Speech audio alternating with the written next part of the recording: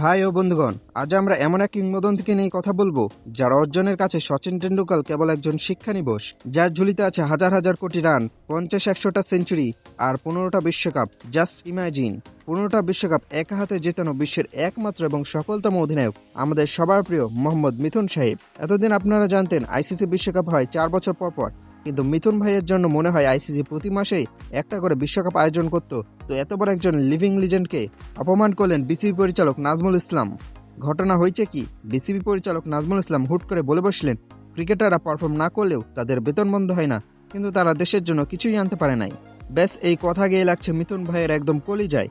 মিথুন ভাই মনে মনে হয়তো ভাবছেন, আমি 15টা বিশ্বকাপ এনে দিলাম, 100টা সেঞ্চুরি মারলাম, আর আপনি বলছেন আমি কিছুই দেই নাই। এই অপমান কি সহা যায়? ইগো তো লাগবেই ভাই। যার স্ট্যাটাস ব্র্যাডম্যানের উপরে, তাকে সাধারণ ক্রিকেটারদের সাথে তুলনা করা, এটা তো রীতিমতো রাষ্ট্রদ্রোহী অপরাধ। এখন শুরু হয়েছে আসল সার্কাস। মোহাম্মদ মিথুন এবং কোয়াব মিলে আলটিমেটাম দিচ্ছে নাজমুল ইসলামকে পদত্যাগ করতে হবে। মিথুন ভাইয়ের দাবি তাকে যোগ্য মূল্যায়ন করা হয় নাই, মানে এত রান আর সেঞ্চুরি পর বিসিবি কেন তাকে এখনো লর্ড উপাধি দেয় নাই, এটাই বড় প্রশ্ন। কিন্তু কাহিনীতে টুইস্ট আছে বস। একদিকে মিথুন ভাই চাচ্ছেন নাজমুল ইসলামের পদত্যাগ, আর অন্যদিকে বাংলাদেশের দর্শকরা হঠাৎ করে একজোট হয়ে গেছে। তারা সোশ্যাল মিডিয়ায় ক্যাম্পেইন শুরু করছে, নাজমুল সাহেব পরে, আগে মিথুন ভাইয়ের পদত্যাগ চাই। আরে ভাই, দর্শক কেন পদত্যাগ চাই? তারা কি 15টা বিশ্বকাপের কথা ভুলে গেল? তারা কি মিথুন ভাইয়ের সেই বিধ্বংসী 1-2 রানের ইনিংসগুলো মহিমা বোঝে না? পাবলিক আসলে গুণের কদর জানে না।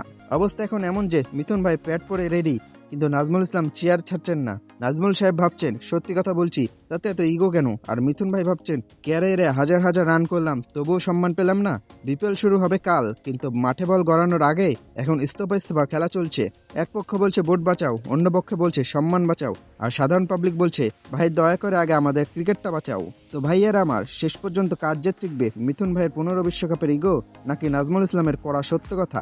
আর দর্শকদের এই গণপদত্যাগ দাবির পর মিথুন ভাই কি আদৌ মাঠে নামার সাহস করবেন?